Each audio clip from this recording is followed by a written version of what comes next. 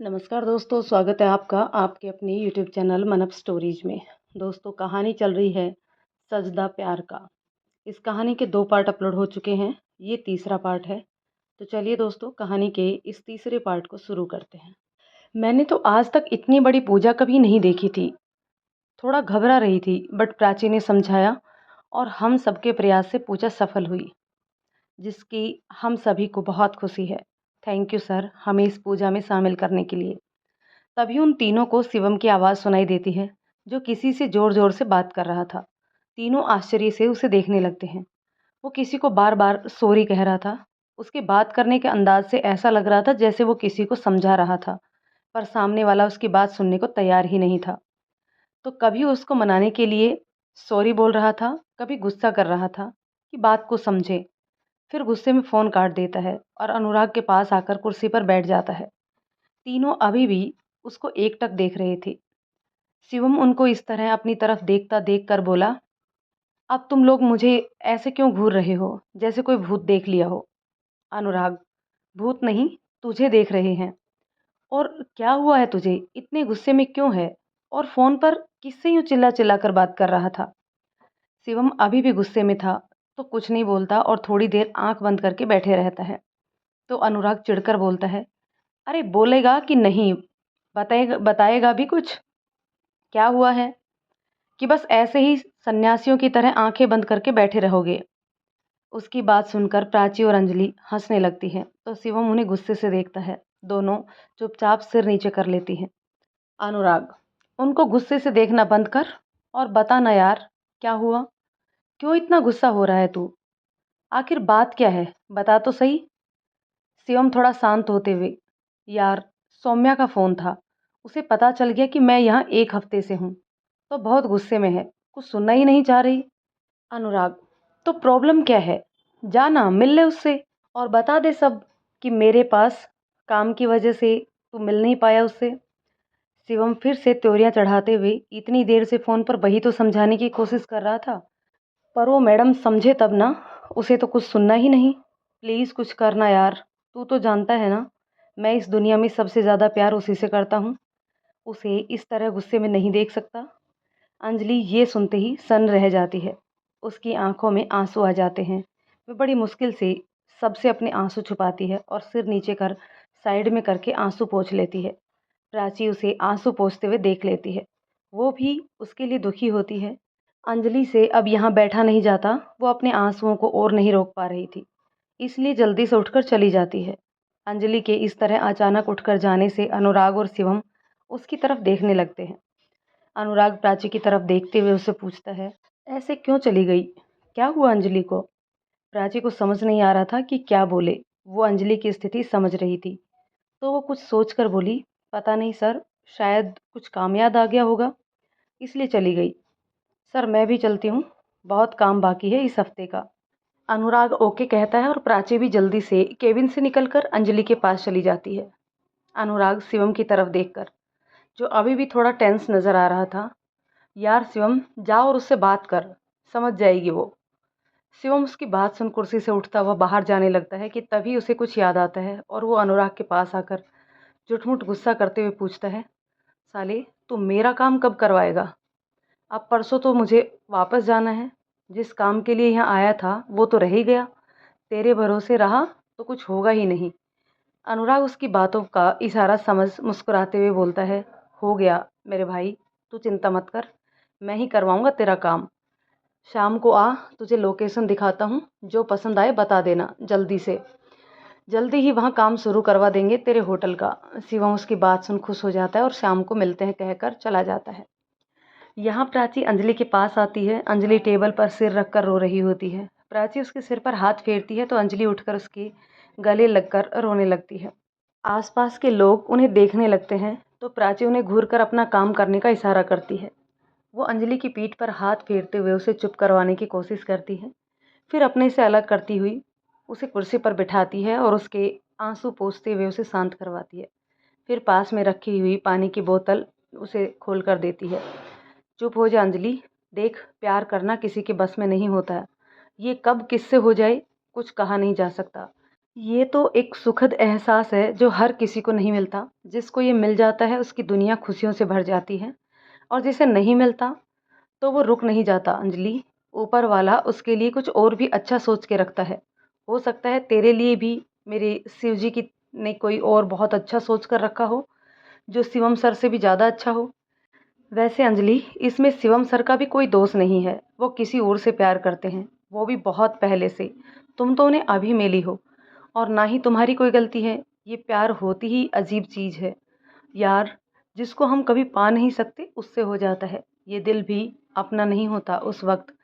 उसके पीछे भागता है जो कुछ दिन पहले से अजनबी था। पल भर मिले, पल भर का साथ रहा और चल देता है उसके पीछे, बिना जाने बिना समझे कि वो भी तुम्हें पसंद करता भी है या नहीं। ये सब बोलते बोलते प्राची अपने और अनुराग के बारे में सोचकर कहीं खो सी जाती है। अंजलि उसका हाथ पकड़ती है तो वो अपने ख्यालों से बाहर आती है और अंजलि की तरफ देखती है। अंजलि अब तक शांत हो चुकी रहती है। हाँ, वो दुखी जरूर थी, पर अपने आप को संभालते हुए बोलती है, तुम ठीक ही कह रही हो प्राची। शायद मेरी किस्मत में शिवम जी नहीं है, वो किसी और से प्यार करते हैं। मैं शिव जी से प्रार्थना जरूर करूंगी कि भले ही मुझे मेरा प्यार मिले ना मिले, पर उन्हें उनका प्यार जरूर मिले। ये बोलते हुए उसकी आंखें फिर भर आती हैं और वो अपनी आंखों के किनारों से आंसू पोंछ लेती है, जिसे देख प्राची उसे फिर से गले लगा लेती है। थोड़ी देर बाद जब अंजलि नॉर्मल हो जाती है तो दोनों अपने कामों में लग जाते हैं। शाम को काम खत्म होने के बाद प्राची उस फाइल को ले देने अनुराग के केबिन में जाती है। अनुराग लैपटॉप पर कुछ प्लेस की पिक्स देख रहा होता है, तभी प्राची को देख खुश हो जाता है। प्राची भी उसको देखकर प्यारी सी स्माइल देती है और फाइल देकर बोलती है, सर गुप्ता जी का काम तो हो गया है, पर आप प्लीज़ एक बार आहूजा सर से बात कर लीजिएगा। उन्होंने बताया था कि उनकी तबीयत ठीक नहीं है, तो आगे की बाकी डील्स अब उनका बेटा आयुष करेगा। ये बोलकर प्राची वापस जाने लगती है तो अनुराग उसे रोककर बैठने को बोलता है और लैपटॉप उसकी तरफ करके उसे पिक्स दिखाते हुए बोलता है, प्राची एक मिनट रुको, एक और हेल्प करो मेरी। ये कुछ प्लेस की पिक्स हैं, तुम भी एक बार देखकर बताओ कि शिवम की होटल खोलने के लिए कौन सी जगह ठीक रहेगी। प्राची कुर्सी पर बैठते हुए पिक्स देखती है और उन जगहों के बारे में नीचे इन्फॉर्मेशन लिखी रहती है, उसे भी पढ़ती जाती है।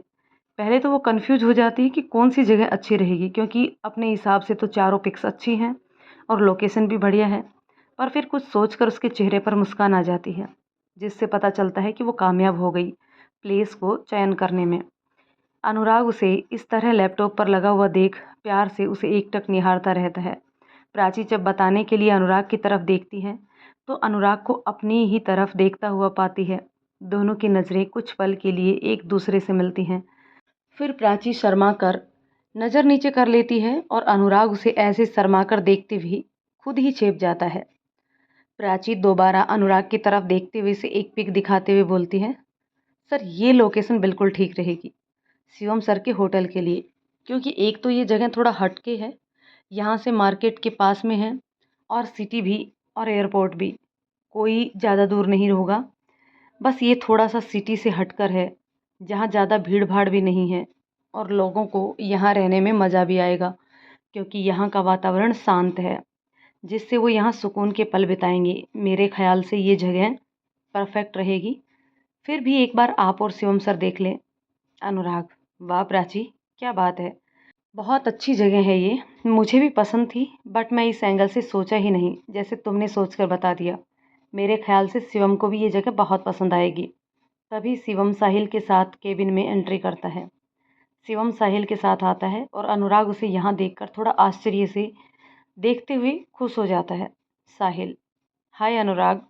अनुराग, हाय साहिल, और उससे हाथ मिलाते हुए, तू यहाँ कुछ काम था क्या यहाँ? साहिल मुस्कुराते हुए, क्यों यार, मैं क्या तुझसे मिलने ऑफिस नहीं आ सकता?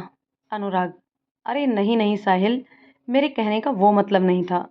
तू यहाँ ऐसे कभी ऑफिस आया नहीं ना, इसलिए पूछा बस। और क्यों नहीं आ सकता तू ऑफिस? बिल्कुल आ सकता है, वो भी बिना कोई परमिशन के। और कछु काम भी हो तो भी आ जाइयो, बिना पैसे के तुम्हारो हर काम कर देंगे। ये कहते हुए उसे एक आंख मारता है। अनुराग की इस तरह गांव की भाषा बोलने से सभी हंसने लगते हैं और प्राची पहले तो अनुराग को इस तरह गांव की भाषा बोलते सुन हैरानी से देखने लगती है, पर फिर उसका ये अंदाज देखकर खिलखिलाकर हंसने लगती है। अनुराग उसे ऐसे हंसते देख मन ही मन बहुत खुश हो जाता है और उसकी तरफ प्यार से एकटक देखने लगता है। जब प्राची की नज़र उससे मिलती है तो वो मुस्कुरा देता है। साहिल प्राची को भी हाय बोलता है। प्राची भी साहिल को धीरे से हाय बोलती है। साहिल कल अनुराग और शिवम दोनों को अपने घर आने के लिए कहता है, तो दोनों कारण पूछते हैं। तो साहिल सरप्राइज है तुम सबके लिए, कल बताऊंगा कहकर एक शरारती मुस्कान दे देता है। फिर वो प्राची से भी कल आने को बोलता है। तो प्राची पहले हिचकी जाती है कि वो कैसे, साहिल समझ जाता है कि प्राची इस तरह क्यों हिचकिचा रही है। तो वो उससे कहता है कि अब तुम और अंजलि भी हमारे फ्रेंड ग्रुप का हिस्सा हो, तो बिना कुछ सोचे तुम दोनों को कल आना है मेरे घर। वैसे भी कल संडे है, किसी को कोई प्रॉब्लम भी नहीं होगी और तुम चिंता मत करो मेरे घर आने की, तुम दोनों को अनुराग ले आएगा। और हाथ आगे बढ़ाते हुए कहता है, तो पक्का तुम दोनों आ रही हो मेरे घर। प्राची मुस्कुराते हुए उससे हाथ मिलाती है और आने के लिए हाँ कह देती है। साहिल, तो ठीक है, हम सब कल सुबह 8 बजे मिलते हैं। सब हाँ में सिर हिलाकर ओके कहते हैं। तभी प्राची को कुछ याद आता है और वो साहिल की तरफ देखकर बोलती है, सॉरी साहिल जी, पर क्या हम कल थोड़ी देर से आ सकते हैं? वो क्या है ना, कल संडे है और हम हर संडे को शिव जी के मंदिर जाते हैं, तो वहाँ से होकर 9 बजे तक आ जाएंगे। साहिल, हाँ बिल्कुल, तुम थोड़ा लेट आ सकती हो, पर मेरी एक शर्त है, वो तुमको माननी ही पड़ेगी। और शरारती मुस्कान से प्राची की तरफ देखने लगता है। तो प्राची हैरानी से उसकी तरफ देखकर, शर्त? कैसी शर्त? और फिर अनुराग की तरफ प्रश्न भरी नज़रों से देखने लगती है। तो अनुराग उसे इशारे से अपनी पलकें झपकाकर शर्त मानने को कहता है। प्राची साहिल की तरफ देखकर हाँ कहती है। साहिल, ओके, तो सबसे पहले ये बताओ, तुमने सच में मेरी फ्रेंडशिप कबूल कर ली? प्राची, जी साहिल जी।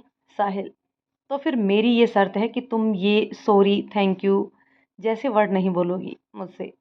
और सबसे पहले ये जी लगाना बंद करो, ऐसा लगता है मैं कोई बुजुर्ग हूँ तो तुम इतना सम्मान दे रही हो। साला अभी उम्र ही क्या है मेरी, तुमने तो बूढ़ा बना दिया मुझे। और कहते हुए गाना गाने लगता है, अभी तो मैं जवान हूँ। साहिल की बात सुन और उसे इस तरह गाना गाते देख सब हंसने लगते हैं और प्राची खिलखिलाते हुए उसकी शर्त मंजूर कर लेती है। साहिल सभी को बताता है कि उसने मेघा, छवि और अखिल को भी बोल दिया है कल आने के लिए। तो सब खुश हो जाते हैं। प्राची और साहिल अंजलि को बोलने बाहर चले जाते हैं। अनुराग शिवम को होटल की लोकेशन दिखाता है, तो उसे भी वो बहुत पसंद आती है। अनुराग तुरंत अपनी पहचान के एक बिल्डर से काम शुरू करने के लिए फ़ोन करके बोल देता है। अब शिवम भी बहुत खुश था कि जिस काम से आया था चलो वो भी हो गया। बाहर साहिल अंजलि को अपने घर आने के लिए बोलता है, तो वो भी मान जाती है और साहिल अपने घर चला जाता है। प्राची और अंजलि का भी काम खत्म हो जाता है, वो दोनों भी घर आने के लिए निकल जाती हैं। प्राची घर आकर फ्रेश होने अपने रूम में चली जाती है। फ्रेश होकर वो माँ की हेल्प करने रसोई घर में जाती है, क्योंकि उसको पता था कि इस वक्त माँ वहीं होगी। उसके लिए कुछ खाने, हल्का फुल्का नाश्ता बना रही होगी, उसके साथ साथ ही रात के खाने की तैयारी भी कर रही होगी। तो वो सीधा रसोई घर में जाती है, पर माँ वहाँ नहीं होती है। प्राची सोच में पड़ जाती है, क्योंकि आज तक ऐसा कभी हुआ नहीं कि उसके आते ही माँ उसे रसोई घर में ना मिली हो। वह जल्दी से माँ के रूम में जाती है। अंदर का नज़ारा देखकर एक पल के लिए उसके पैर वहीं दरवाजे पर ही अटक जाते हैं। रूम में चारों तरफ कपड़े और चीज़ें बिखरे पड़े रहते हैं। माँ एक बेड के बगल में एक कोने में नीचे बैठी रो रही थी। उसकी हालत ठीक नहीं लग रही थी, बाल बिखरे हुए थे, आंखें रो रो कर सूज गई थी। वहीं पास में बैठा प्रसून माँ को चुप करवा रहा था और खुद भी रोए जा रहा था, पर माँ तो जैसे कुछ सुन ही नहीं रही हो, बस रोए जा रही थी। प्राची उनकी ऐसी हालत देखकर घबरा कर उसके पास आती है। उसका दिल धक से रह जाता है, क्योंकि माँ बेहोश हो जाती है। प्राची और प्रसून दोनों ही माँ की ऐसी हालत देख रोने लगते हैं, क्योंकि प्राची तुरंत प्रसून की मदद से माँ को बेड पर लेटाती है और प्रसून को माँ का ख्याल रखने का बोल डॉक्टर को बुलाने चली जाती है। थोड़ी देर बाद प्राची डॉक्टर को लेकर आती है। डॉक्टर उनका चेकअप करता है और उन्हें तुरंत एक इंजेक्शन लगाता है। डॉक्टर प्राची को बताता है कि ज़्यादा टेंशन लेने की वजह से उनका बीपी बढ़ गया है, जिससे ये बेहोश हो गई हैं। वैसे घबराने वाली बात नहीं है, मैंने इंजेक्शन दे दिया है, थोड़ी देर बाद इन्हें होश आ जाएगा, पर ध्यान रखें ये ज़्यादा टेंशन ना ले, क्योंकि अभी थोड़ा सी बीपी बढ़ा हुआ है, ज़्यादा बढ़ जाने से दिक्कत हो सकती है। तो ख्याल रखिए इनका, और कुछ दवाइयाँ लिख देता है। प्राची डॉक्टर को बाहर तक छोड़ कर आती है और माँ के बगल में उनके हाथ पकड़ कर बैठ जाती है। माँ को देख उसके आंसू फिर गिरने लगते हैं। प्रसून भी प्राची के बगल में बैठ जाता है और रोते हुए बोलता है, दीदी माँ को क्या हो गया है, वो ठीक तो है ना। प्राची प्रसून के सर पर हाथ रखकर प्यार से बोलती है, कुछ नहीं हुआ बेटा, माँ जल्दी ठीक हो जाएंगी, तुम चिंता मत करो। और उसके आंसू पोंछते हुए माथे पर किस कर देती है। प्रसून वहीं उसकी गोद में सर रखकर लेट जाता है। कुछ पल प्राची माँ को ऐसे देखती रहती है। तभी उसका ध्यान कमरे में बिखरे पड़े कपड़े और सामान पर जाता है। तो उसका माथा माथा ठनकता है कि आखिर हुआ क्या है जो माँ इस तरह रो रही थी। और झट से प्रसून को उठाते हुए पूछती है कि वहाँ हुआ क्या था जो माँ रो रही थी। तो प्रसून भी बताता है, उसे कुछ नहीं मालूम, वो तो जब स्कूल से आया तो माँ रो रही थी। मैंने कितना पूछा दीदी, पर माँ कुछ बोली ही नहीं, बस रोई जा रही थी। पर हाँ दीदी, बहुत देर बाद सिर्फ एक बात बोली माँ, वो यही है। मेरी तो कुछ समझ में नहीं आया दीदी। माँ से दोबारा पूछा तो कुछ नहीं बोली, बस रोती ही जा रही थी। कहते हुए प्रसून उसके पीछे लेट जाता है। प्राची ये सुन सब समझ जाती है और गुस्से से उसका चेहरा लाल हो जाता है। वो जोर से अपना हाथ बेड पर मारती है, पर गलती से उसका हाथ प्रसून को लग जाता है और वो हाँ दीदी कहता हुआ जोर से चिल्लाता है। जिसे सुन प्राची पीछे पलट कर देखती है तो प्रसून अपने माथे पर हाथ रख के बैठा दिखता है। वो समझ जाती है कि गुस्से से गलती में उसके हाथ प्रसून से लग गए हैं। वो शांत होते हुए प्रसून का माथा देखती है और उसे सॉरी बोलती है। प्रसून कोई बात नहीं दीदी कहकर उसकी गोद में सर रखकर लेट जाता है और धीरे से बोलता है, दीदी एक बात बोलूं। प्राची बोलते हुए प्यार से उसके सर पर हाथ फेरते हुए पूछती है, भूख लगी है ना। प्रसून आंखों में आंसू लिए हाँ में सिर हिलाता है। तो प्राची उससे कपड़े चेंज कर हाथ मुंह धोने को बोलती है और माँ को एक बार फिर से देखकर उसका हाथ धीरे से बेड पर रखती है और रसोई घर में खाना बनाने चली जाती है। प्रसून भी फ्रेश होकर आ जाता है, रूम का सारा सामान समेट कर रख देता है। खाना बनाकर प्राची प्रसून को खाना देती है और खुद माँ के पास बैठ जाती है और सोचने लगती है कि क्यों आए हैं वो अब, जब सब रिश्ता तोड़कर चले गए हैं। बचा ही क्या है इस रिश्ते में, जिंदगी भर दुखी तो दिया है इस इंसान ने, चैन से क्यों रहने नहीं देते हैं ये हमें। और गुस्से से उसकी आंखें लाल होने लगती हैं। तभी माँ को होश आने लगता है। प्राची ये देखकर तुरंत उनका हाथ पकड़ लेती है। माँ को होश आता है तो वो प्राची को अपने पास बैठा देखती है और कुछ कहने की कोशिश करती है, पर प्राची उसके होठों पर उंगली रख उन्हें इशारे से शांत रहने को कहती है। फिर उनके और करीब बैठते हुए उनका सर सहलाती है और बोलती है, माँ मैं समझ गई हूँ जिसकी वजह से आपकी ये हालत हुई है। भूल क्यों नहीं जाती आप उनको, जब उनको आपसे अपने दोनों बच्चों से मतलब ही नहीं है तो आप क्यों इतना परेशान होती हो। वो तो कभी हमारे हुए ही नहीं माँ, वो तो सिर्फ अपनी शारीरिक भूख मिटाने आते थे आपके पास। इतने दिन वो हमारे पास रही, वो तो दादाजी के कहने पर, और उनके जाते ही वो चले गए हमें छोड़कर। कभी इस इंसान को हमसे प्यार हुआ ही नहीं। और जो इंसान सिर्फ आपका, कहते कहते प्राची रो पड़ती है। माँ की आंखें भी बरस पड़ती हैं। थोड़ी देर तक दोनों ही एक दूसरे का हाथ पकड़ रोते रहते हैं। फिर प्राची अपने और माँ के भी आंसू पोंछते हुए कहती है, बस बहुत हो गया माँ, अब और एक भी आंसू नहीं उस इंसान के लिए जिस इंसान को हमारी कभी परवाह ही नहीं रही हो। मर गए हैं वो हमारे लिए। प्राची की बात सुन माँ उसके होठों पर हाथ रख कहने लगती है, बेटा ऐसी बात मत कर, वो तुम्हारे पिता है। और प्राची बीच में ही उनकी बात काट कर कहती है, कौन से पिता और कैसे पिता। जिस इंसान ने कभी पिता का एक भी फर्ज नहीं निभाया, कभी हमारे ऊपर प्यार का हाथ तक नहीं रखा, उनके स्नेह और वात्सल्य के लिए हम भी तरस रहे हैं माँ। छोटे में स्कूल में जब दूसरे बच्चों के पिता उन्हें लेने आते तो उन्हें देखकर एक कसक सी उठती थी कि मेरे पिता मुझे लेने क्यों नहीं आते। मोहल्ले के बच्चों से प्यार से बात करते, पर अपने ही बच्चों से नफरत करते, बात बात पर झिड़की देते। हमारा क्या कसूर था माँ, जो इस तरह वो हमको ठुकरा देते हैं। बोलते बोलते प्राची की आंखों से अविरल आंसू बह रहे थे। कितनी ही बातें हैं माँ जो आज तक नहीं बोली मैं किसी से, मन ही मन केवल घुटती रही। पर आज नहीं माँ, बहुत सह लिया हमने, अब और नहीं। आप भी उन्हें भूल जाओ माँ। अगर अपने बच्चों को चैन से जीते हुए देखना चाहती हो तो भूल जाओ माँ, उनको प्लीज़ भूल जाओ।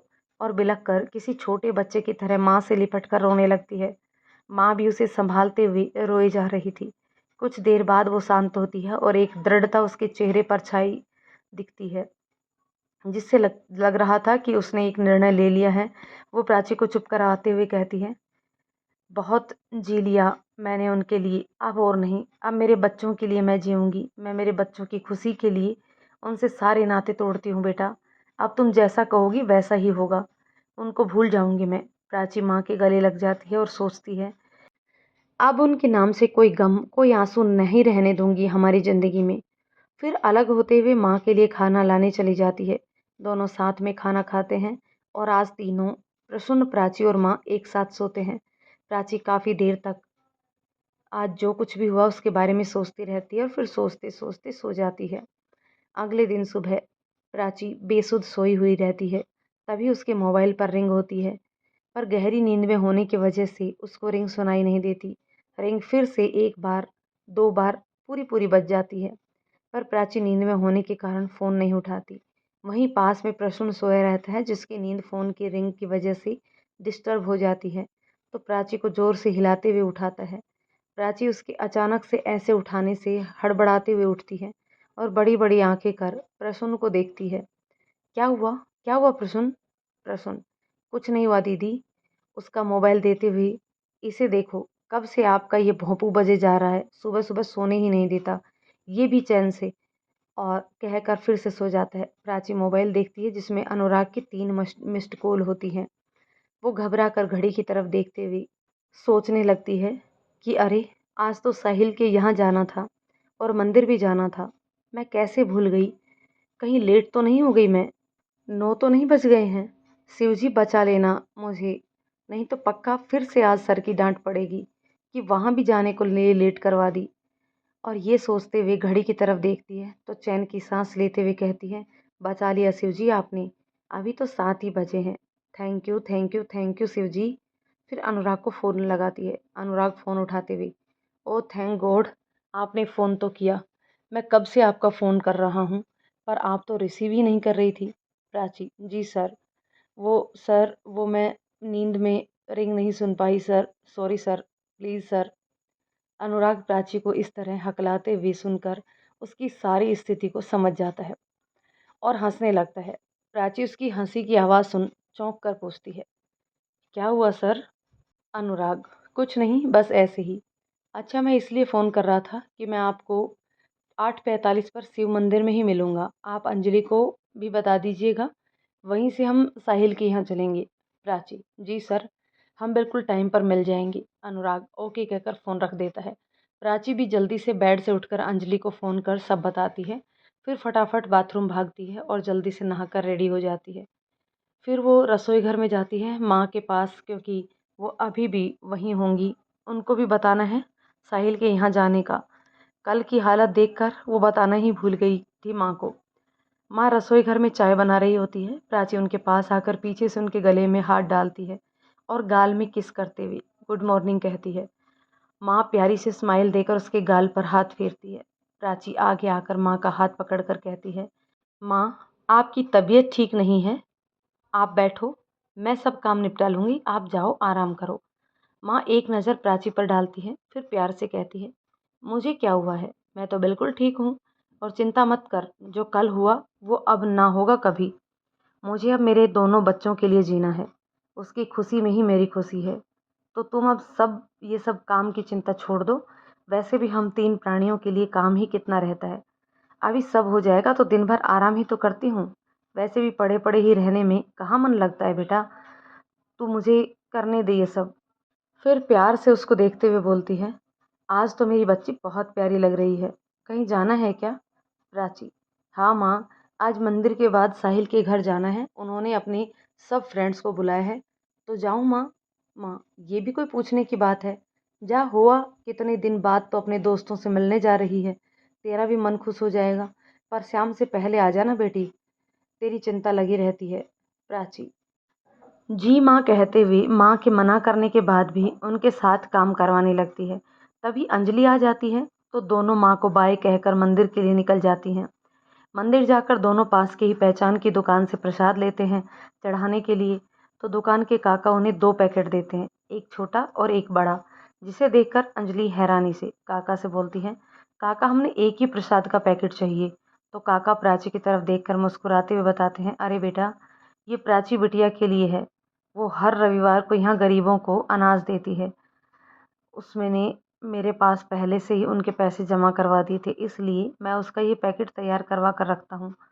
यह सुन अंजलि प्राची का कंधा थपथपाते हुए कहती है, अरे वाह प्राची, तू तो बड़ा दानी हो गई यार। प्राची मुस्कुराते हुए, अरे नहीं अंजलि, मैं कोई दानी वानी नहीं हूँ, बस लोगों की हेल्प करना मुझे पसंद है। यहाँ आती हूँ तो बाहर इन लोगों को इस तरह बैठे देखती हूँ तो मुझे अच्छा नहीं लगता, इसलिए मुझसे जितना संभव हो पाता है उतना उनके लिए कर देती हूँ। इस पैकेट में 5-6 लोगों के लिए 1 हफ्ते का राशन रहता है, जिसे मैं शिव जी को छुआ कर इन्हें दे देती हूँ, ताकि मेरे शिव जी का आशीर्वाद और प्रसाद इन्हें भी मिले। अंजलि, बहुत ही अच्छा काम करती है तू यार। अच्छा चल, अभी तो जल्दी कर वरना हम लेट हो जाएंगे। और दोनों मंदिर के अंदर जाकर प्रणाम करती हैं और प्रसाद चढ़ाकर प्रार्थना करते हैं। फिर प्राची अनाज का पैकेट शिव जी को छुआकर मंदिर के बाहर बैठे लोगों में बांट देती है। सभी लोग प्राची को खूब आशीष देते हैं। तो प्राची उन सबको हाथ जोड़कर प्रणाम करती है। तभी वहाँ एक कार आकर रुकती है, जिसमें से जया जी और नीलिमा जी उतरती हैं। प्राची और अंजलि उन दोनों को वहाँ देखकर खुश हो जाती हैं और उनके पास आती हैं। जया जी भी प्राची को देखकर बहुत खुश होती हैं और उसे गले लगा लेती हैं। अब तक दूसरी कार में अनुराग और शिवम भी आ जाते हैं। वो सब इन सबको बाहर देखकर उनके पास पहुंच जाते हैं। तो जया जी हैरानी से अनुराग की तरफ देखती है। अनुराग साहिल के घर जाने की बात बताता है। तो जया जी उससे बोलती है कि चले जाना, पर मंदिर आए हो तो पहले भोलेनाथ के दर्शन तो कर लो और आशीर्वाद ले लो, फिर चले जाना। अनुराग और शिवम भी दर्शन करते हैं। फिर चारों साहिल के घर के लिए निकल जाते हैं। घर आकर जया जी नीलिमा जी बातें करती रहती हैं। तभी किसी का फ़ोन आता है तो बात करने लगती हैं। थोड़ी देर बाद बात ख़त्म होने पर जब वो फ़ोन रखती हैं तो नीलिमा को किसी सोच में डूबी हुई देखती हैं और उससे पूछती हैं कि क्या सोच रही हो नीलिमा। तो नीलिमा कहती है, दीदी एक बात बोलूं। जया जी कहती है, हाँ नीलिमा, बोलो ना, क्या बात है। नीलिमा, दीदी आपको प्राची कैसे लगती है अपने अनुराग के लिए? मुझे तो ये लड़की बहुत ही अच्छी लगी दीदी। कितनी प्यारी है, सबका ख्याल भी रखती है, संस्कारी भी है और बड़ों को मान भी देती है। उसकी और अपने अनुराग की जोड़ी भी अच्छी ही लगेगी। उस पूजा वाले दिन उसकी माँ से मिली मैं, वो भी बहुत अच्छी लगी मुझे। एक सभ्य और सुलझी हुई महिला लगी मुझे तो। आप क्या कहती हो दीदी इस बारे में? जया जी, अरे बस भी कर तू, उसकी तारीफ के पुल ही बांधी जा रही है। वैसे सच कहूँ तो वो लड़की है ही ऐसी, जिससे भी मिलती है सबको अपने मुंह में बांध ही लेती है। मैं तो जब से उससे मिली तभी से मेरे मन को भा गई है वो। इस घर में वो मेरी बहू बनकर आई, इससे बड़ी खुशी मेरे लिए हो भी नहीं सकती और कोई हो भी नहीं सकती। तभी अनुराग के चाचा जी नीरज आकर सोफे पर बैठ जाते हैं और जया जी से बोलते हैं, क्या बात है भाभी जी, किस बात की खुशी मनाई जा रही है अब? तो जया जी बताती हैं कि अनुराग के लिए हमने एक लड़की पसंद की है। अब आप भी अपनी राय दें उसके बारे में। और प्राची के बारे में वो उन्हें बताती हैं। तो नीरज जी को भी प्राची पसंद आती है। जया जी उन दोनों से बोलती हैं, वैसे तो अनुराग मेरी किसी भी बात के लिए मना नहीं करेगा और मुझे लगता है कि अनुराग को भी प्राची पसंद है। फिर भी एक बार हमें उससे इस बारे में बात तो ज़रूर करनी चाहिए, क्योंकि ये उसकी ज़िंदगी का सवाल है। नीरज और नीलिमा भी जया जी की इस बात का समर्थन करते हैं। यहाँ अनुराग, प्राची, अंजलि और शिवम साहिल के घर पहुंचते हैं। साहिल उन सबका दरवाजे पर ही वेलकम करता है और सबको घर के अंदर हॉल में लाता है, जहां छवि, अखिल, जोया और पंकज पहले से ही आ चुके होते हैं। सब एक दूसरे से हाय हेलो करते हैं और वहीं कुछ लोग सोफे पर तो कुछ दीवान पर बैठ जाते हैं। तभी अंदर से एक प्यारी सी लड़की हाथ में पानी की ट्रे लिए आती है।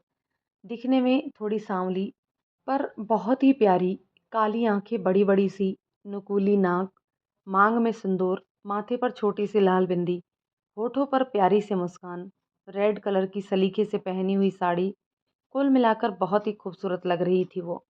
प्राची और अंजलि तो पहली बार आए थे साहिल के घर, तो उसे साहिल के घर की कोई भी सदस्य समझ रही थी।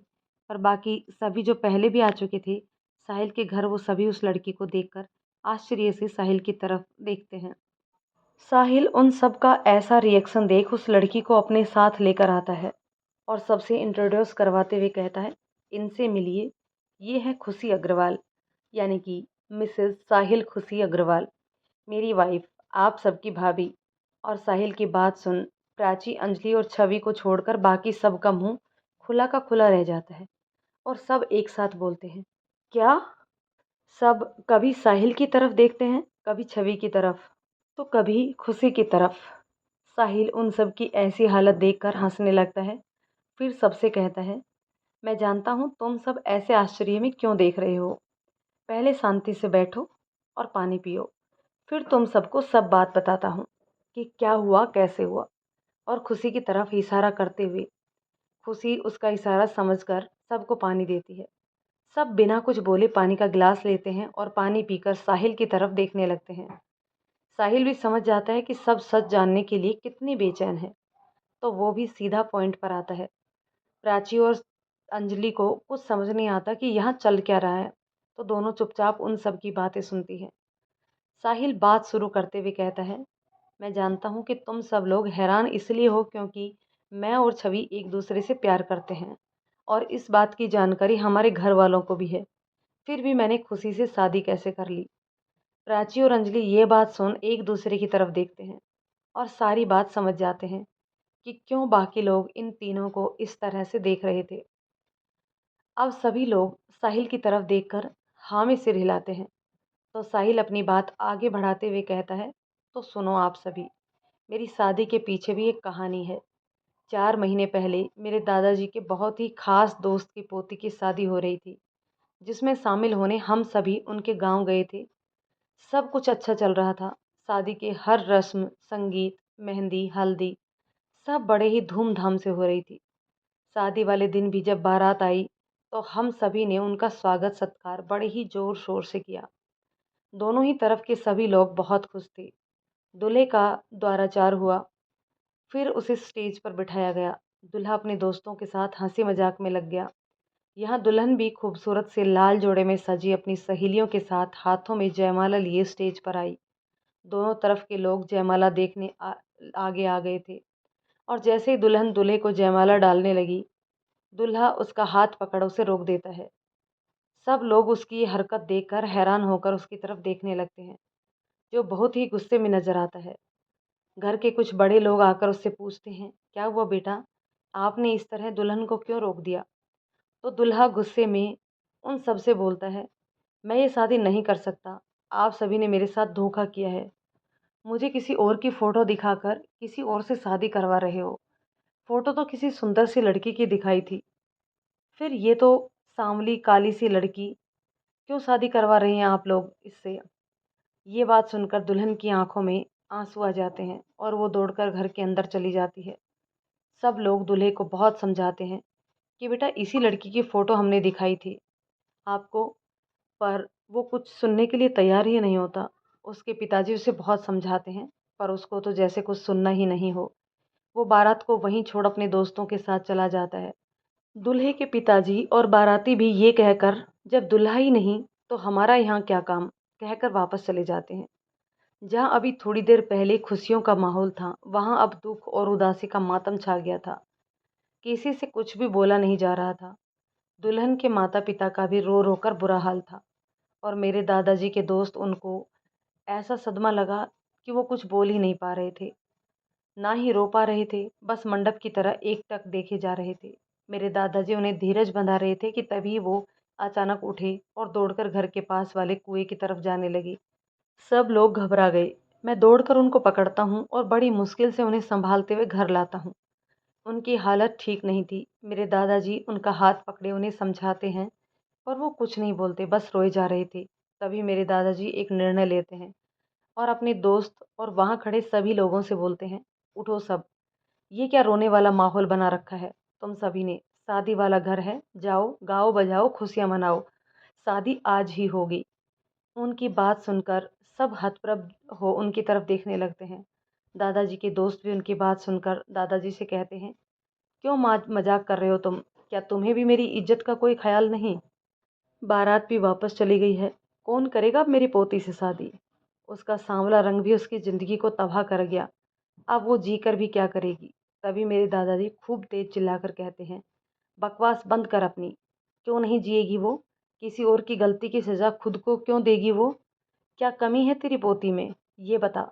सुशील है, संस्कारी है, पढ़ी लिखी है, सब काम कर सकती है। सिर्फ एक सांवले रंग को लेकर उनके लिए ये सोचना क्या सही है? रंग तो भगवान श्री कृष्ण का भी सांवला था। फिर क्यों सब उनसे प्रेम करते थे? क्योंकि प्रेम सूरत से नहीं, सीरत से किया जाता है। और जो उसे छोड़कर गया, ये उसकी बदकिस्मती है जो वो तुम्हारी पोती के गुणों को पहचान ना सका। अब उठ और जाकर उसको शांत करा और ले आ इधर, क्योंकि इस समय सबसे ज़्यादा दुखी तो वही है जिसके बारे में किसी ने नहीं सोचा। अब तो वो मेरे घर की बहू बनने जा रही है और मुझे अपने पास बुलाकर उनसे कहते हैं कि अपने साहिल के लिए तेरी पोती का रिश्ता मांगता हूँ। ये बात सुन वहाँ फिर से खुशी की लहर दौड़ जाती है। पर मैं और मेरे मम्मी पापा हैरानी से दादाजी की तरफ देखते हैं, जिससे दादाजी समझ जाते हैं और हम तीनों को थोड़ी दूर ले जाकर बात करते हैं। दादाजी हम सबको बहुत ही धीरज और प्यार से समझाते हैं, तो हम सब उनकी बात मान जाते हैं, क्योंकि आज तक हमने उनकी कोई भी बात नहीं टाली थी। और यहाँ तो उनकी ज़बान का सवाल था, जो किसी भी कीमत में हम सब उन्हें मना कर ही नहीं सकते थे। दादाजी मेरे सर पर प्यार से हाथ रख मम्मी पापा को साथ ले जाते हैं शादी की तैयारी करवाने। मैं वहीं हताश सा होकर बैठ जाता हूँ और छवि के बारे में सोचने लगता हूँ। छवि के बारे में सोचते ही मेरी आंखों में झरझर आंसू बहने लगते हैं। मुझे कुछ समझ में नहीं आ रहा था उस समय कि मेरे साथ हो क्या रहा है। एक तरफ मेरी छवि तो दूसरी तरफ दादाजी, दोनों ही मेरे अपने दिल और दिमाग में एक तूफान, एक ज्वाला सा जल रहा था। क्या करूं, कैसे करूं? इसी उपापों में मैं न जाने कितनी बार छवि को फोटो देखकर उसे चूम डाला और कई बार मेरी उंगलियां उसके नंबर पर जाकर वापस आ जाती। मैं छवि को फ़ोन लगाता, फिर रिंग जाने से पहले ही घबरा कर काट देता कि क्या बोलूँगा उससे। पर पता नहीं कैसे उसी वक्त छवि का फ़ोन आता है। मैं बड़ी मुश्किल से उसका फ़ोन उठाता हूँ। आंखों में आंसू लिए मैं जैसे ही हेलो बोलता हूँ, उधर से छवि की सिसकियों की आवाज़ सुनाई देती है। मैं समझ जाता हूँ कि छवि को सब पता चल चुका है। मुझे कुछ समझ में नहीं आता कि मैं क्या बोलूँ। इस समय वो कैसा महसूस कर रही होगी, कितना दर्द हो रहा होगा उसके दिल में, उसे मैं महसूस कर सकता था। दर्द तो मुझे भी हो रहा था, पर अपने से ज़्यादा उसके दर्द की चिंता थी उस वक्त मुझे। कुछ देर हम दोनों बस एक दूसरे की खामोशी भरी सिसकियाँ सुनते रहे। फिर छवि भरी हुई आवाज़ में बोली, साहिल, मैं जानती हूँ कि ये हम दोनों के लिए आसान नहीं है एक दूसरे को भुला पाना, पर दादाजी जो भी कर रहे हैं वो सही कर रहे हैं। वो एक लड़की की जान और उसके परिवार की इज्जत के साथ इंसानियत को भी बचा रहे हैं। साहिल, दादाजी एक सच्चे दोस्त होने के साथ साथ एक अच्छे नागरिक होने का भी फ़र्ज़ निभा रहे हैं। मुझे मालूम है साहिल, अभी उन्हीं ने फ़ोन कर मुझे बताया। इतने साल से पहली बार मैंने उनकी आवाज़ में एक दर्द महसूस किया, जो उन्हें तुम्हारे बारे में बोलने में हो रहा था। उनकी आवाज़ में एक थिरकन थी, जिससे साफ पता चल रहा था कि वो रो रहे थे। साहिल, दादाजी तुमसे बहुत प्यार करते हैं। इस वक्त तुम जिस दर्द से गुजर रहे हो, वो अच्छी तरह से जानते हैं कि मेरे अलावा और कोई नहीं जो तुम्हें अभी संभाल पाता। इसलिए उन्होंने मुझसे बोला तुमसे बात करने को। छवि बहुत देर तक मुझे समझाती रही और अंततः उसने मुझे मना ही लिया इस शादी के लिए। मैं शादी के लिए तैयार हो गया, पर मन बहुत उदास था मेरा। बाहरी मन से मैं शादी की सारी रस्में निभाता हूँ और किसी को जताता नहीं हूँ कि मैं किस कदर टूटा हुआ हूँ। पर दादाजी सब समझ रहे थे। उन्हें मेरी तकलीफ़ का अंदाज़ा था, इसलिए बार-बार मेरे पास आ जाते, पर मुझसे कुछ भी बोल नहीं पा रहे थे। मैं भी उनकी स्थिति देख समझ जाता हूँ कि मेरी तकलीफ़ देख दादाजी भी परेशान हैं और उनके सामने खुद को नॉर्मल करने की कोशिश करता हूँ। शादी अच्छे से हो जाती है और हम खुशी को साथ ले यहाँ आ जाते हैं। यहाँ आने पर मम्मी-पापा और दादाजी हमारे कुछ ख़ास रिश्तेदारों को बुलाकर बाकी की रस्मों को पूरा करते हैं। दोस्तों, कहानी के इस पार्ट को यहीं रोकते हैं। मिलते हैं कहानी के एक और पार्ट में। तब तक ये कहानी आपको कैसी लग रही है कमेंट करके ज़रूर बताइएगा। कहानी पसंद आए तो इसे लाइक और शेयर कर दीजिए। चैनल पर यदि नए हैं तो प्लीज़ चैनल को सब्सक्राइब ज़रूर कर लीजिए। तो चलिए दोस्तों, मिलते हैं इस कहानी के नेक्स्ट पार्ट में। तब तक के लिए शुक्रिया।